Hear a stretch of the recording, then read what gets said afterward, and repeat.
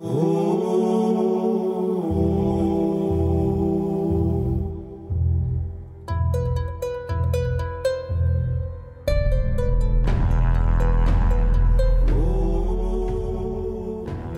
juin 2006, une équipe d'archéologues de l'Université libre de Bruxelles et de l'Agence wallonne du patrimoine ont découvert un ensemble d'objets précieux dans la villa de Merbe-le-Château. Cette villa, c'est en fait un grand domaine foncier, agricole, qui a prospéré de manière assez importante au fil des 3 premiers siècles de notre ère.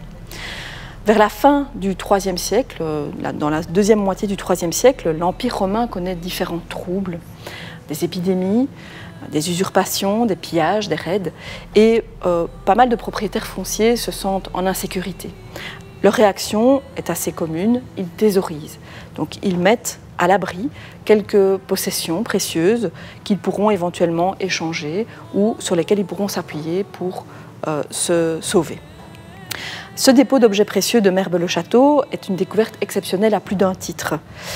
Il se compose de 2 chaudrons, un grand et un petit, en alliage cuivreux, et d'un coffret, qu'on voit ici, dont on n'a retrouvé que les ferrures, puisque le bois avait disparu, a été décomposé au fil du temps, et qui a été reconstitué. Alors, ces ferrures sont assez soignées, le coffret comprend une poignée, et ce qui est assez étonnant, il comporte toujours la clé qui était dans la serrure.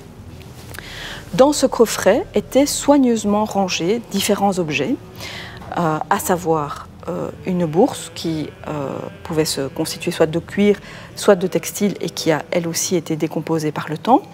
Cette bourse contenait 122 antoniniens en argent. Donc il s'agit d'un petit trésor monétaire. Dans un coin du coffret se trouvait également une petite fiole en verre qui n'a rien d'extrêmement précieux, qui est assez commune, qui avait une contenance de 9 centilitres et qui sans doute a été déposée là pour la valeur de son contenu, soit un fard, soit un parfum. 2 cuillères en argent qui n'étaient pas finies et qui donc se trouvaient probablement là pour la valeur de l'argent au poids.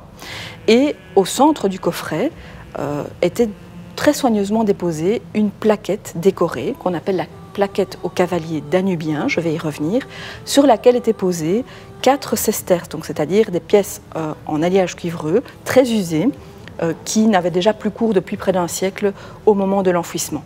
Ce moment de l'enfouissement, il est connu grâce au trésor monétaire et il est daté par les numismates des environs de 258-260, ce qui est assez homogène par rapport aux autres objets qui se retrouvent dans le dépôt d'objets précieux. La fosse qui contenait cet ensemble d'objets a été creusée dans une pièce semi-enterrée de la villa, qui était donc une pièce en terre battue et a été très probablement recouverte de planches pour ménager cette cachette. Alors, un des objets particulièrement précieux de cet ensemble, c'est la plaquette au cavalier danubien, qui est relativement abîmée. Elle devait faire environ 12,5 cm de long au moment où elle était dans son état de conservation maximal. Et cette plaquette est à la fois très précieuse par les matériaux qui la composent, mais aussi par la qualité de l'exécution de la gravure qui a été réalisée. Alors, le sujet est particulièrement étonnant dans nos régions. Il s'agit donc, comme je l'ai dit, de cette plaquette au cavalier danubien.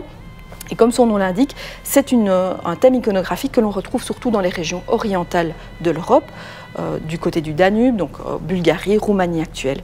Et sur cette plaquette, on retrouve dans la partie centrale une statue d'une déesse dont on ne connaît pas à ce jour le nom, à côté de laquelle se trouvent 2 cavaliers qui se font face. Et ces cavaliers voient leurs chevaux foulés au sabot des montures des ennemis vaincus, que l'on reconnaît au fait qu'ils sont nus, étendus et barbus. Alors, cette thématique est très rare au nord des Alpes. On n'en a retrouvé que 3 exemplaires dans nos régions. Et donc, c'est d'autant plus énigmatique de retrouver cet objet dans un ensemble d'objets précieux déposés à Merbe-le-Château.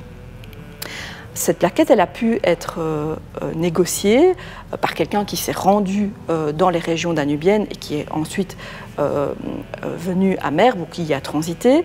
Elle a pu aussi être le produit d'un échange, d'un troc ou le souvenir d'un voyage que le propriétaire ou un de ses ancêtres aurait fait dans les régions danubiennes et aurait ensuite ramené à Merbe-le-Château.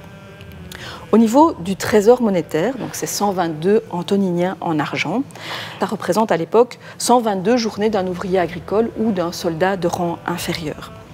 La difficulté, c'est qu'on se trouve face à un propriétaire terrien qui est extrêmement prospère, qui est dans des conditions financières de confort vraiment importantes. Et donc 122 antoniniens en argent, ça ne représente en fait que une petite épargne de quoi voir venir pendant quelques semaines ou quelques mois. Et donc une des pistes, c'est que ce trésor, qui est hétérogène, à la fois un objet de culte qui s'y retrouve, mais aussi des objets qui sont négociables sur le marché, a pu être un dépôt rituel de fermeture de la villa. Donc au moment où on se trouve dans une situation d'insécurité, on abandonne ou on ferme la villa et on dépose rituellement quelques objets particulièrement précieux auxquels on tient pour sceller le sort de cette villa.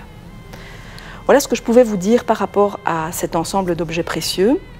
Nos réserves recèlent, grâce à une convention avec l'Agence wallonne du patrimoine, l'ensemble du mobilier de cette villa et nous comptons l'exposer dans l'exposition permanente qui va être réaménagée prochainement.